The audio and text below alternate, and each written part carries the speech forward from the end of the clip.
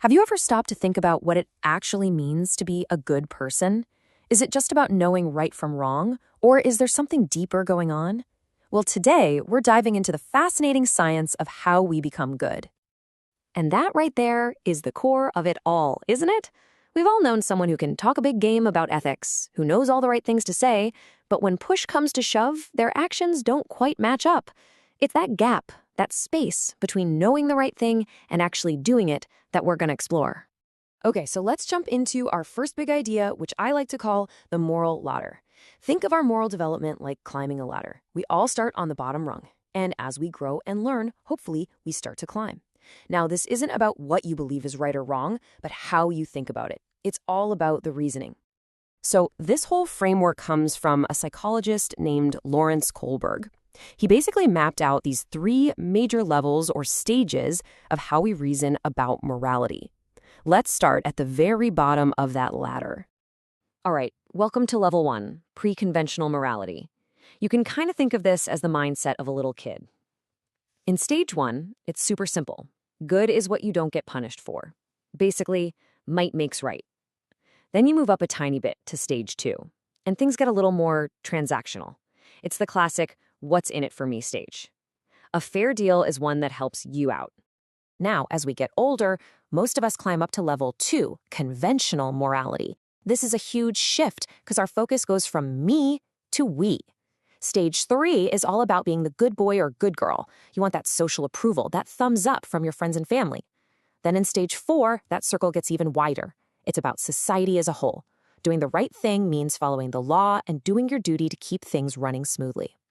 And then we get to the top of the ladder, level 3.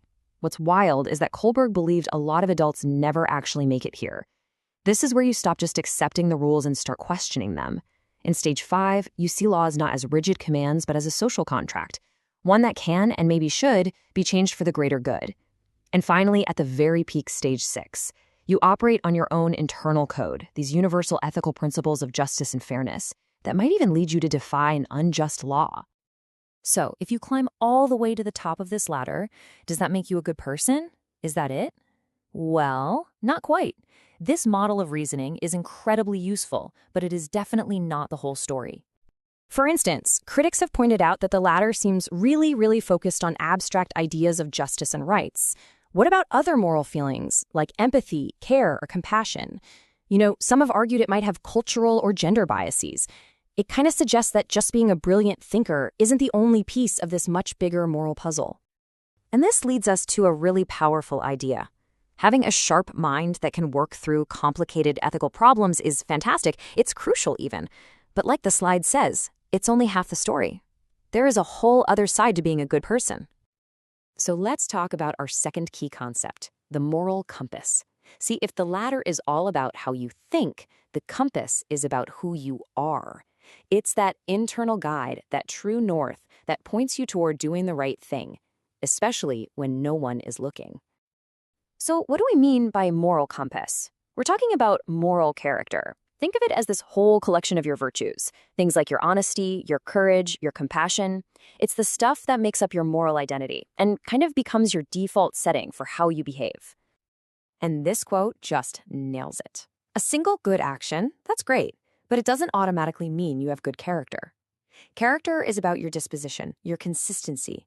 It's the fundamental difference between doing a good thing once in a while and truly being a good person.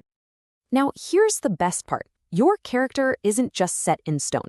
Just like you can climb that ladder of reasoning, you can actively build and strengthen your moral compass. It's a lifelong project. So, how do we actually do it? Well, it's a whole mix of things.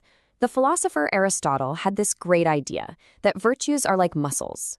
The more you practice honesty, the more you practice courage, the stronger those virtues get, and they eventually become good habits.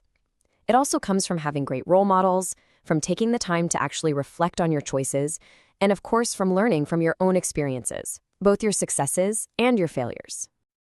Okay, so we've got our two big pieces on the board, the ladder of moral reasoning and the compass of moral character. The final, crucial step is to see how these two things have to work together to create a genuinely moral person. And here it is, the whole picture. The latter, your reasoning, gives you the ability to know what the right thing to do is. It lets you analyze a tough situation from all the angles and figure out the ethical path forward. But it's the compass, your character, that gives you the motivation, that inner drive to actually do it, to be disposed to do what's right. At the end of the day, you absolutely need both. High-level reasoning without the character to back it up, that's just empty talk. And having good intentions without the wisdom to think through the consequences, well, that can lead to its own set of problems. The real goal here is to get what you know and who you are to line up perfectly. So, I'll leave you with this final question to think about. We spend so much of our lives trying to sharpen our minds, to win arguments, to sound smart. But are we putting that same energy into building our character, into forging that compass? Your reasoning might be sharp, but is your compass true?